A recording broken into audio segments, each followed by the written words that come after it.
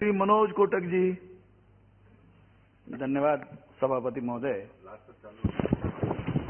गोपाल शेट्टी जी ने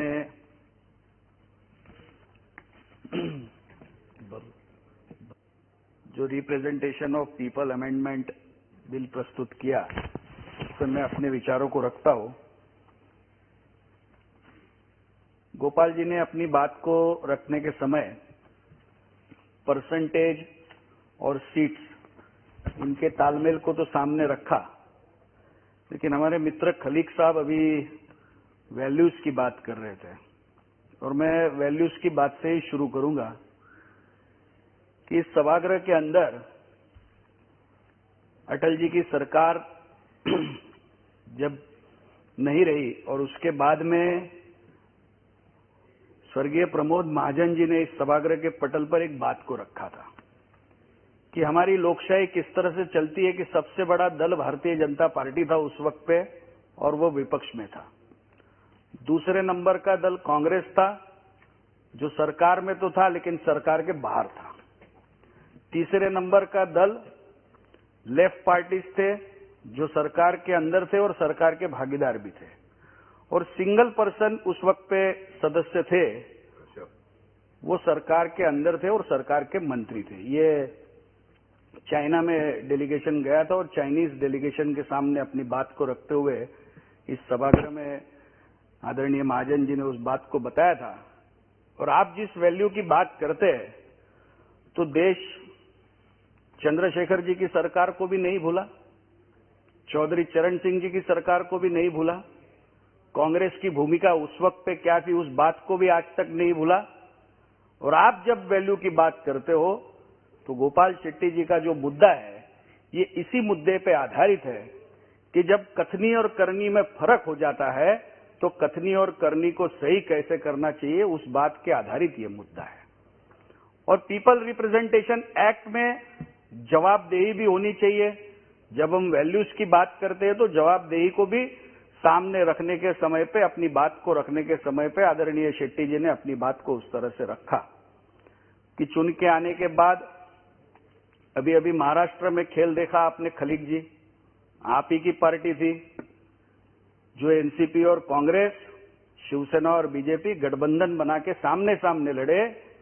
जैसे ही विधानसभा का चुनाव खत्म हुआ, मौका परस्त कांग्रेस पार्टी ने शिवसेना के साथ सरकार बना ली।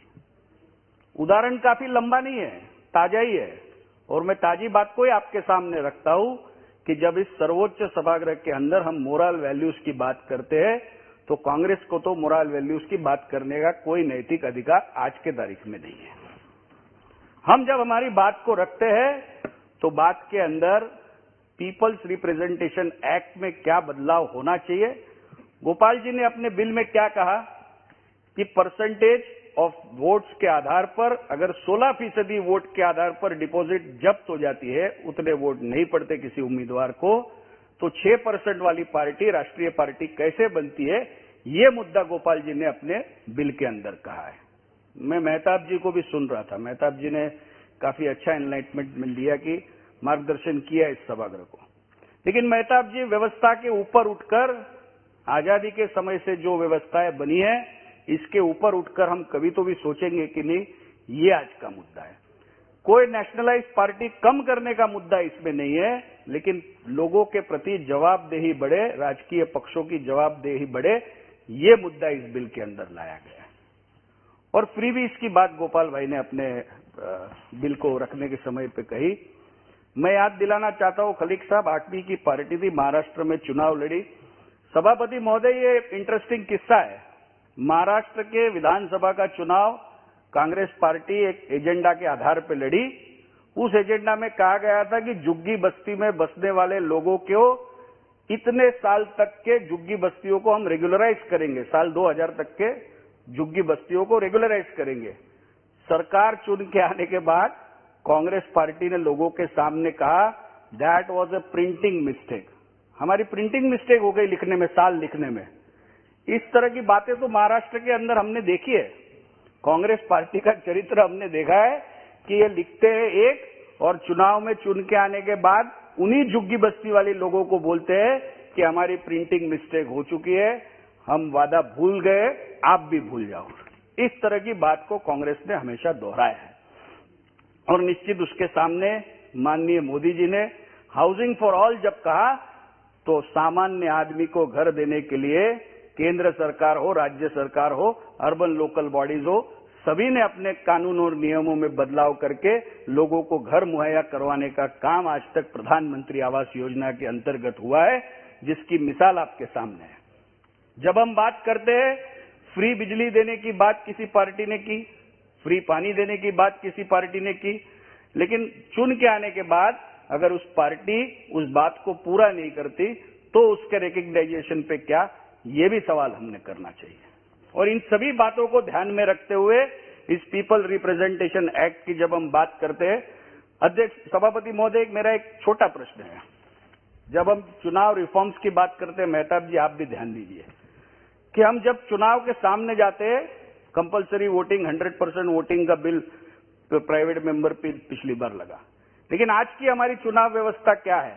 आज की हमारी चुनाव व्यवस्था है सवेरे 7 बजे से लेकर शाम को 6 बजे तक, यानी 11 घंटे की वोटिंग व्यवस्था है। अगर 11 घंटे की वोटिंग व्यवस्था में हम ये सोचते हैं कि 1000 लोगों का जो बूथ होता है उसमें सारी वोटें पड़ जाएगी, तो ये असंभव है।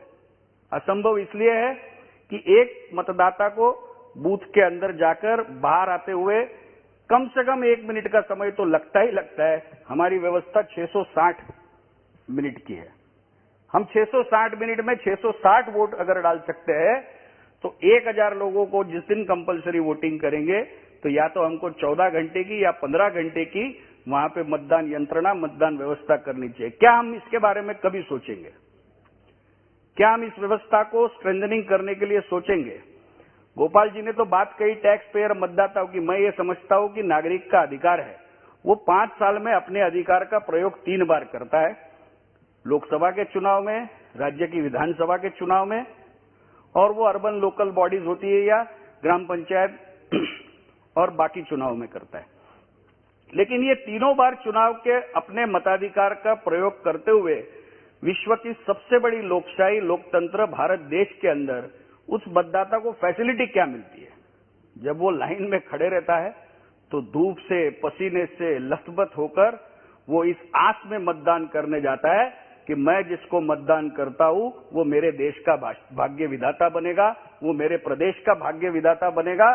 और जो बात खलीक जी आपने कही कि विश्व गुरु के पद पर भारत कब जाएगा, तो आज भी माननीय मोदी जी के प्रयासों से भारत के नागरिक को विश्व में एक अपनी पहचान मिली है। आज अपनी पहचान को भारत खोज रहा था और भारत को एक पहचान मिली है विश्व में। भारत भर का आपने आंकड़े सुनाए कि इतने लोगों ने नागरिकता छोड़ी, इतने लोगों ने नागरिकता छोड़ी। मैं आपको बताता हूं कि जो नागरिकता छोड़ने वाली बात आप जब कहते हैं तो उसके साथ साथ इस बात को भी आपने ध्यान में रखना चाहिए कि विश्व के अंदर हर तीसरा डॉक्टर आज भारतीय है, विश्व के अंदर हर दूसरा इंजीनियर भारतीय है, नासा के अंदर लगा के सारे क्षेत्र के अंदर भारतीयों का अपना डंका है। भारतीय नागरिक न केवल भारत के अंदर लेकिन विश्व के सभी देश के अंदर महत्व के पदों पे प्रस्थापित हुआ है। वो डॉक्टर हो, वो इंजीनियर हो, वो साइंटिस्ट हो, अपनी बात को बखूबी रखता है और ईमानदारी से अपना काम करता है। इसीलिए भारत विश्व गुरु के पद पे होने जा रहा है, ये उसका प्रमाण माप है। आप नागरिकता के आंकड़े गिना रहे थे, मैंने नागरिकता क्यों कम हुई उसका आपको उत्तर दिया है कि जो भारतीय, मूलतः भारतीय नॉन रेसिडेंट इंडियन बनकर अलग अलग देशों में अपनी सेवा दे रहा है, उसका योगदान भी भारत देश ने सराहा है, माननीय मोदी जी ने सराहा है। और उसके कारण ही विश्व के अंदर हमारे 130 करोड़ भारतीयों का गर्व से सर ऊंचा होता है जब हमारा भारतीय भाई किसी कंपनी का सीईओ बनता है, हमारा भारतीय भाई नासा के अंदर बड़े वैज्ञानिक के पोस्ट पे जाता है, अमेरिका के अंदर वाइस प्रेसिडेंट के पोस्ट तक भारतीय मूल का नागरिक जा सकता है, और इंग्लैंड के अंदर भारतीय मूल का नागरिक प्रधानमंत्री बनता है। इसका हमें गर्व होना चाहिए कि हमारे भारतीय मूल की पहचान बढ़ रही है, हम विश्व गुरु के पद पे जाकर प्रस्थापित हो रहे हैं। इन्हीं शब्दों के बाद मैं अपनी वाणी को विराम देता हूं।